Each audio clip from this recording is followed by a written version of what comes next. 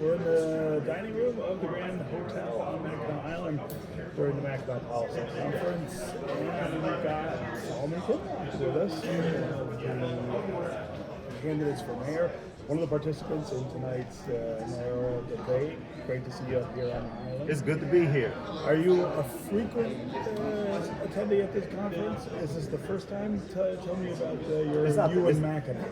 It's not the first time, but Okay. it's the first time that I'm actually participating in the conference. Okay. Looking forward to it. Okay. And how's that been so far? It's been wonderful. It's always a great opportunity whenever you can mingle and interact with people in one place at one particular time, hearing the substantive conversations and the systematic ways that cohesively we can partner together to do something constructive in our community. Yeah. So I've been asking everybody this question. Give us a kind of state of the race update right now from your perspective. The things that are distinguishing the different candidates, and then the issues that you think will kind of distinguish how voters cast their ballots in August. Like, what are the things that are going to matter the most to get the two people who go forward after August? Well, one of the things, Stephen, Malachi, that I constantly been reminded of through my own self-awareness is that this is the first time that the residents in the city of Detroit will be voting 45 days before the primary. Right. And so I've been forthright all the time, reminding myself and being cognizant of it and my team that not being an institutional politician is advantageous because we don't come into the race approaching it the same way. Yeah. We have had a history, and when I say we, many times politicians, institutional politicians in our community have always just gone and touched people who they thought had the ability to influence and touch voters. I believe that the best way to engage a voter is to ask every voter who they vote. And so we've been going directly to the voter, door to door, Heard a lot about that, door actually. to door. And not only does that engage people who normally have not been engaged, but it also gives them a sense of worth and value, that we understand that they are the most important factor in this election. And so engaging them, finding out their concerns, their questions, and making sure we touch them in a way that will be impactful, not just in the primary and in general, but ongoing. Right. And so what's the pitch that you are giving to folks when you knock their door about why Solomon Kinloch is the right person to lead their city? Well, we have a strong foundation that we have not had in a long time. This current administration has done a great job fiscally of bringing us far. And now is an opportunity to build on that foundation in a substantive way. And in order to do that, you need more than someone who can say, I am a leader. You need someone who's a builder, someone who has a track record. I have a 27-year track record of building something, and building something mammoth, building in a way where you collaborate with other stakeholders to bring them together in order for them to add value in a way that they feel is substantive, but in a way that has generated repercussions and residuals. And so they're looking at a builder, they're looking at someone who got executive experience. Just because you are a leader don't mean you are an executive. And sometimes you can be an executive and not really be a leader. And so to be able to have someone here who has a proven track record of doing that, people find that valuable. And every door I knock on, I am amazed at the attention and interaction I'm getting because people are excited. And the visibility, I knew it was already out there, being on television 3 times a week. But going into more than I am. I don't think nobody beats your visibility, Steve, and you and Malachi. as long as you've been doing this. I grew up reading you and listening to you. You know, a lot of candidates have talked Not to about tell your age. on the experience front. You know, we've asked this question to candidates, and Yes. basically all of them have said, "I have the unique executive experience. I have, you know, I think that's an important signifier of kind of, you know, what's important to kind of show that you're ready to take this position." But I just want to dive into that a little bit more. Can you kind of explain, you know, the role that you have at the church? What is the function of that job?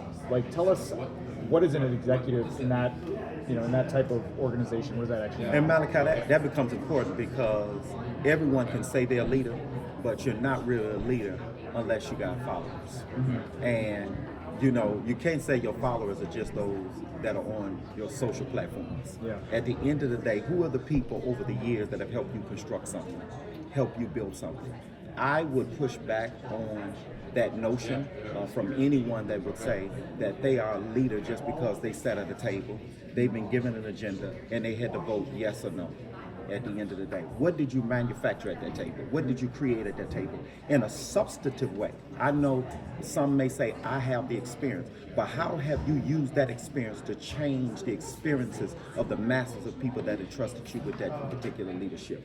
When you look at what we have done over the last 27 years as senior pastor of that church, we took a church that had less than 100 people and mammoth that church into tens of thousands of families. We had to purchase and renovate and configure more than 8 campuses in order to do that. So that means we had to buy and we had to sell. We had to train people. We had to recruit people. We had to retain people. We had to create a budget. You know, I didn't have no Mayor Duggan to send me a budget and I can push back on a line item.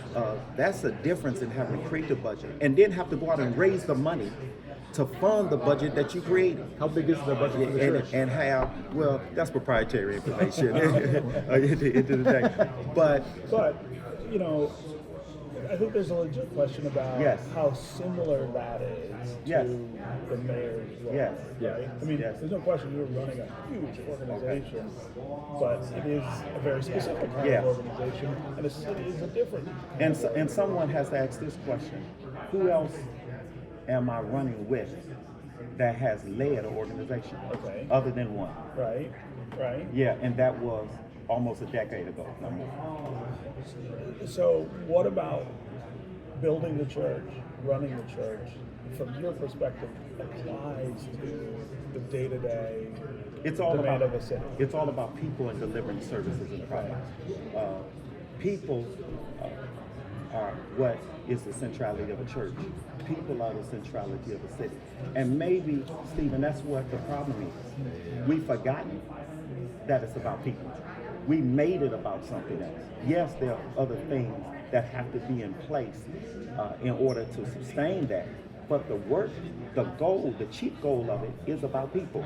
And the mayor, just like a pastor, doesn't run the city by himself. Well, that's right. Mike Duggan had a CFO. Every mayor has a CFO, a chief of staff. Every mayor has a deputy mayor. You have department head. You have thousands of employees that help you. You do, as mayor, what I've done at the city. You're the chief vision caster. You're the person that gets the information from the best counsel you can get and you can obtain. Make sure it's put on the table and make the best decisions. And maybe that's the problem. We need somebody at the table who remember what this is about. And it's easy to remember that when you're that same kind of person.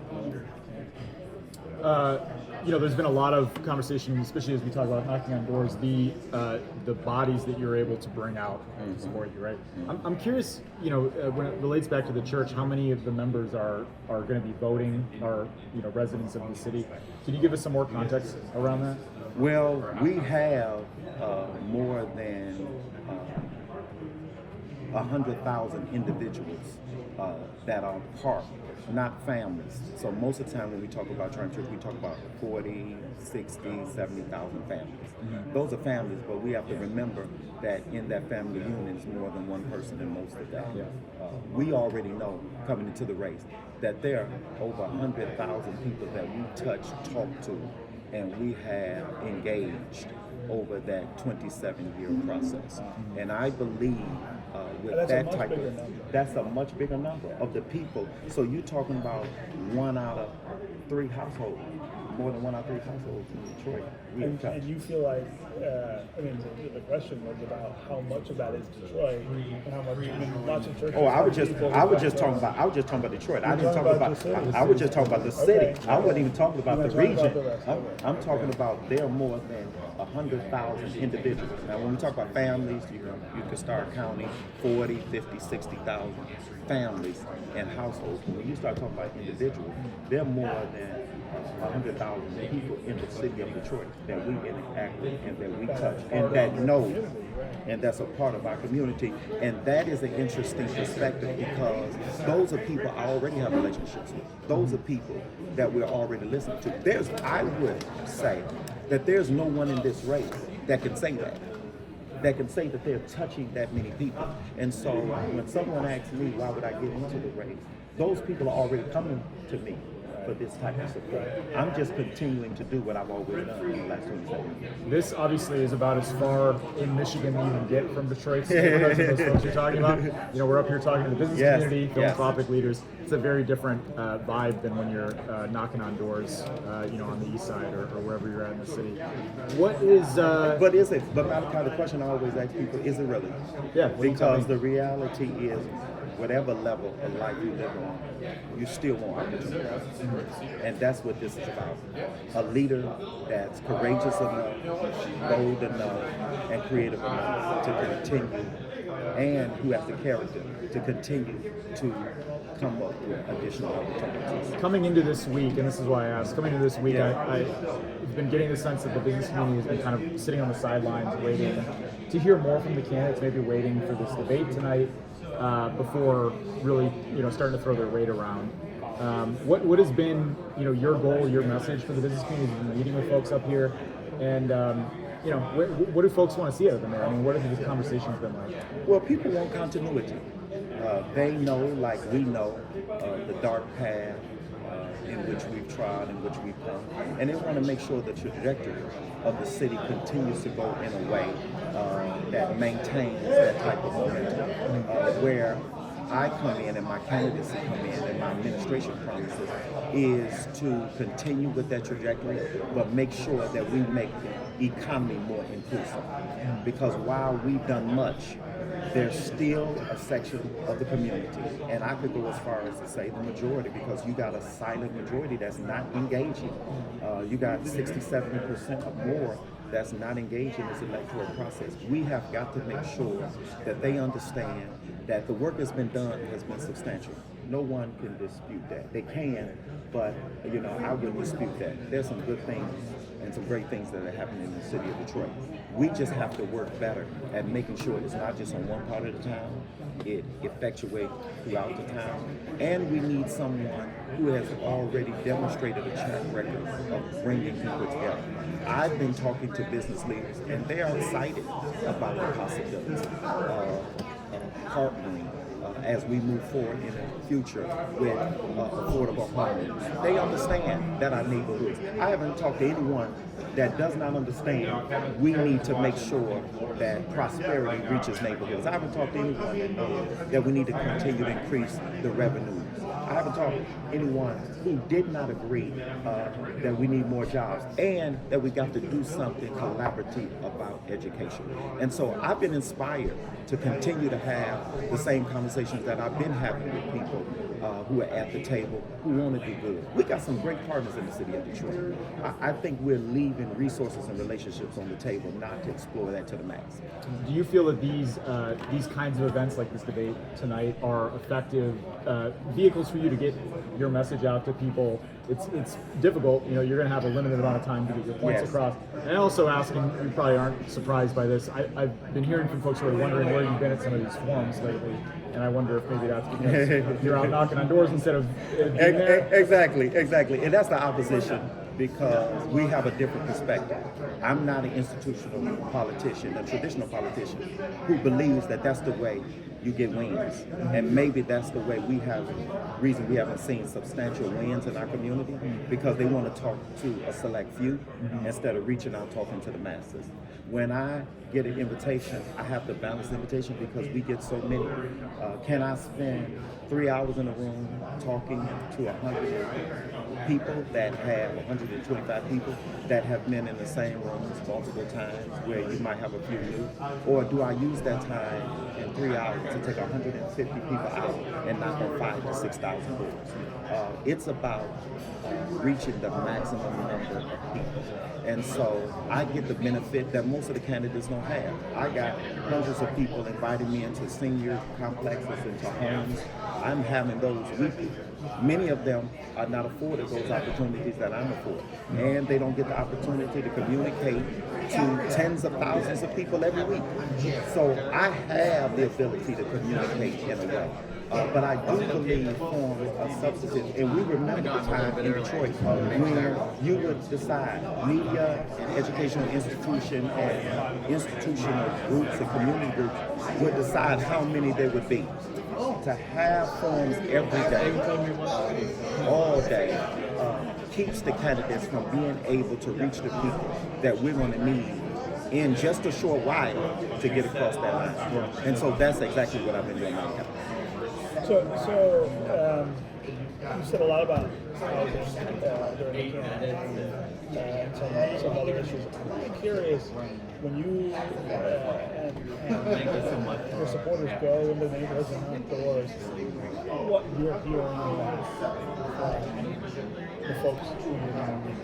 And I imagine that you're coming across a lot of people who don't feel like they've been heard a whole lot.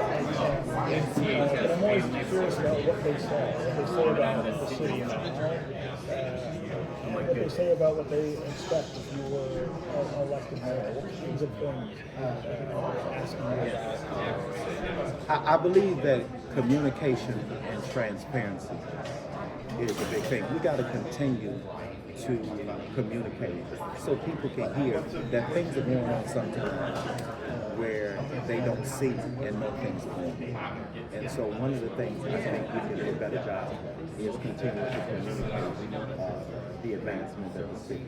So the most important thing is we got to make sure that they feel the impact. And so many people in the community feel like they're not being heard. They feel left out.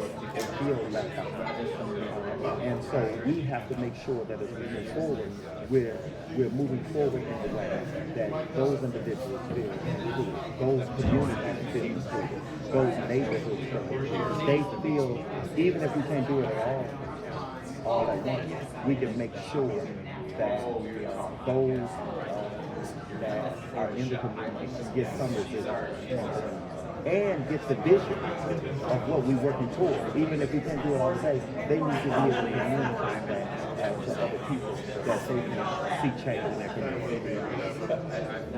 A lot of the things that you've talked about so far in the campaign are things that the city has not been able to do so far. We're talking about housing. You want to build a lot more affordable housing than we have. We, of course, need a lot more affordable housing. But if you think of the way that the financial picture for the city is kind of shaping up right now, there's a lot of places you'd identify extra money, money that we don't already have to do that. When you talk to developers about affordable housing, talk about these gaps. It's difficult making that work for business. So I wonder if you can talk more about how you would fill those gaps, how you would add to the city's financial resources to be able to build more affordable housing. Just as an example. Well, one, I'm amazed that affordable housing all of a sudden has become the headline of the conversation. After my launch. You brought it up? No. I'm saying to you that I'm interested now that everybody else talking about it now. Because you are exactly right. I brought it up because it's a housing crisis that even the Housing Commission released a report in March that, listen, we're short tens of thousands, but that's not a surprise. All of us knew that. One, I believe it has to be included in the vision as a city, and it has to be a priority.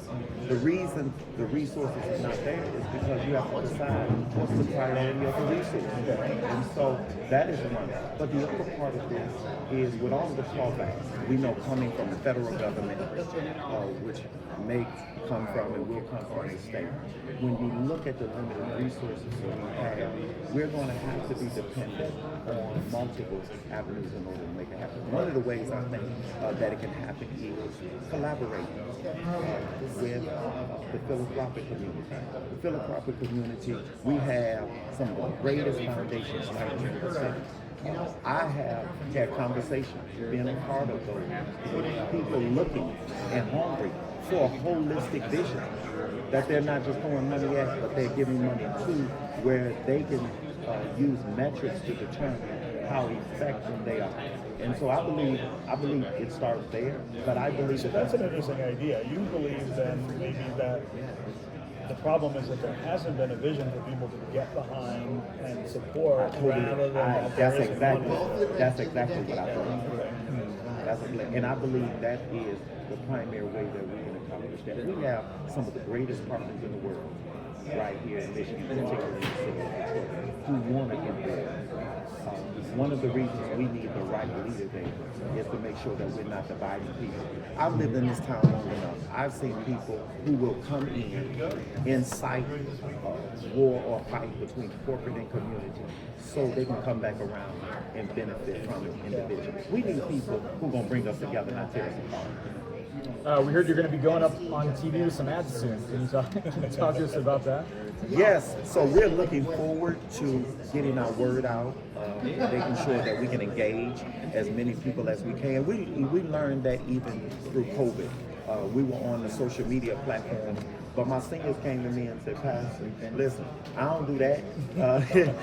We need to see you on the tube. I'm not on Facebook. I'm not on some of the other platforms. And so for the first time during COVID, we reached out and started doing television just from a ministerial capacity. So we know the weight and the effectiveness of media, and those are some of the things that we will use in this campaign to make sure that and you're going to see a campaign in a way that we have not seen in a more mayoral race in quite some time. What does that mean? The intensity of the ads, the intensity of the text, the intensity of the mail. Just like the knockers, with the same intensity and intentionality, that's the way we're going to do everything. Because we only got a short window, and we got to reach as many people as we can. Yeah, it's coming sooner than you think. Well, obviously, sooner than most voters probably think. Well, it takes resources to do that, so I would assume your fundraising is going pretty well then. Yes, we are confident that there's no one in this race at this time, unless there's some way for them to get in it, that will be able to outpace us in raising resources, because people want that kind of change. Yeah. We've been asking all the candidates about the material conditions in the neighborhoods, and I wonder maybe if some of the conversations you've had with residents has brought some things forward. But I'm hoping you can kind of identify some specific things that you would do to improve quality of life in the neighborhoods. It's been a big theme in this race. But I don't think we've heard. Yeah. Well, one of the things that we have to consider that there are structures in our community that's 100 years old. I mean, when you start talking so when you start talking about making sure that people can come in and purchase homes, we got to make sure that we're taking care of the people who are already in homes, people who are renting, who need a pathway to ownership, through down payment assistance, through affordability, making sure that not only once they get the down payment, they can have the resources to pay the mortgage and have the resources to continue to sustain living in a house. But then the other part of that is you got people who own homes, who, because of the taxes, because of the insurance, they are prohibitors from them being able to do the type of infrastructure repairs and work on the house. And so being able to have access to those tax credits and other tools that the city can make available, not just to big businesses, but also to the homeowners, to be able to ensure that the material structure and the cosmetic structure of the community continues to elevate. We need to just make sure that those resources are not just dedicated to particular people, but people who've been here, who've stuck and stayed, have access to those. Those are things that we can do right now. Yeah, well, I hear the income guidelines make it tough for folks that are not rich, but they are not low enough income to qualify for some of the home repair programs. So there's a lot of people kind of stuck in the middle, and they don't get some of the help the way that these programs currently Malachi, work. you would be surprised. There was even a program that we were doing collaborative with the church where we were providing utility assistance. And we had so many people showing up that needed the support that couldn't get the support because of the way it was structured. And one of the things we had to do is create supplemental and complementary resources and had to go back to the entity that partnered with us and say, listen, you're turning more people away than you're able to help. We have to change that. That's what has got to happen with the next leadership as we move the city forward. We have got to make sure that we look at what red tape have we put in places where the people that need the resources can get the resources. You can't say that a person that makes less than $40,000 a year is able to afford a mortgage of $1,800 a month. It just doesn't work. And the same thing happens when you start talking about trying to maintain a home, trying to sustain a home. We have to look at what are those things that are in place that keep people from doing it. And even if you can't cut the check direct, there's supplementary programs that we got to communicate in our community to make sure that people get it. That entity that you mentioned, but the heating and warmth fund? What Yes, it yes, was? yes, Okay. yes. So I asked obviously because that was run by one of your opponents in this Yes, race. yes, She's also talked about how difficult those income limits are. yes. So, I've been wanting to ask you about this for a while, actually. I mean, as a pastor, and a pastor of a very large Yes.